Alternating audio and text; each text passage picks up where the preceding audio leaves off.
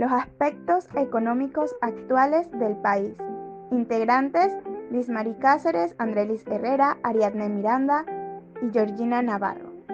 Temas a discutir: características de la economía actual, factores favorables del repunte mundial, la regla fiscal, supervisión del sector financiero. Características de la economía actual del país. La inflación negativa. La inflación del impuesto per cápita persistió por debajo de cero a lo largo del 2020, como reflejo de la poca demanda. Por otro lado, el mayor déficit fiscal pasó del 3,5% del PIB en 2019 al 10% del PIB en 2020. Esto debido al uso de estabilizadores automáticos ante la aguda caída del PIB, sin mencionar los gastos ocurridos por causa de la pandemia del COVID-19. Entre otras características que puedo mencionar de acuerdo a la economía actual de Panamá, se trata del factor de que por cada 100.000 habitantes en América Latina, Panamá tuvo el mayor número de casos de habitantes afectados por COVID. Esto afectó gravemente su PIB, sin mencionar el hecho de que la economía de Panamá se vio afectada ya que en sus áreas más importantes como el turismo, la construcción y el comercio internacional se vieron afectadas por la pandemia. Sin mencionar que la concentración de puestos de trabajo en los sectores más afectados de la economía hace que los lugares sean particularmente susceptibles a la crisis. No obstante, se proyecta que Panamá experimente un fuerte repunte ahora en el 2021 debido al aumento de la producción minera y las nuevas infraestructuras como lo es la extensión de la línea 2 del metro y la creación de la línea 3. Una de las características más prominentes es que el desempleo en Panamá alcanzó el 18,5% en 2020 y se espera que cerca de 130.000 personas caigan por debajo de la línea de pobreza. Los factores favorables del repunte mundial alientan el optimismo para el 2021, pero siguen existiendo los riesgos a la bajada. En vías de un marcado repunte de la economía, se proyecta un crecimiento del 12% en 2021 a medida que se reactivan las actividades económicas con el impulso del programa de vacunación y la producción de cobre a plena escala, la recuperación de la inversión privada y un gran efecto de arrastre. Se espera que en el mediano plazo el crecimiento se estabilice su tasa potencial del 5% y que la inflación levante a 0,5% en el 2021, en medio de una aceleración de la actividad económica.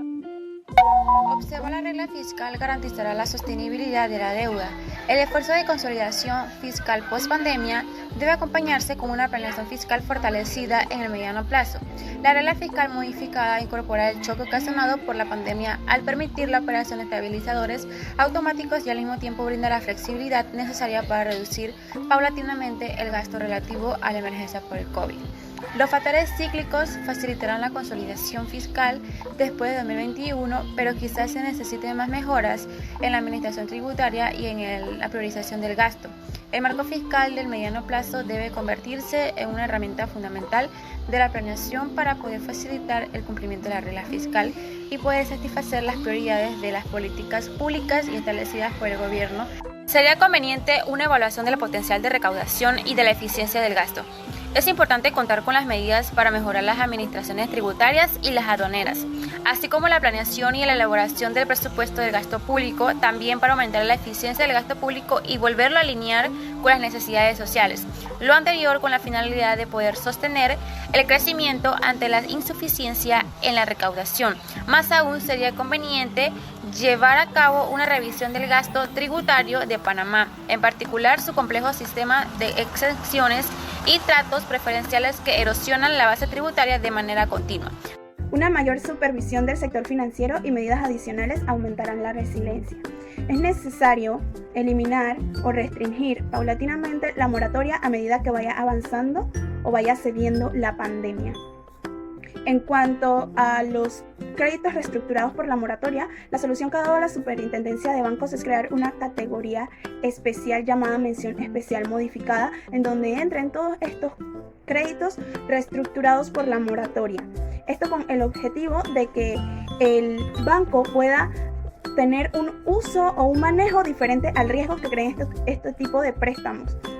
Esto obliga a los bancos a crear provisiones o reservas de hasta aproximadamente el 3% de los créditos modificados por la moratoria.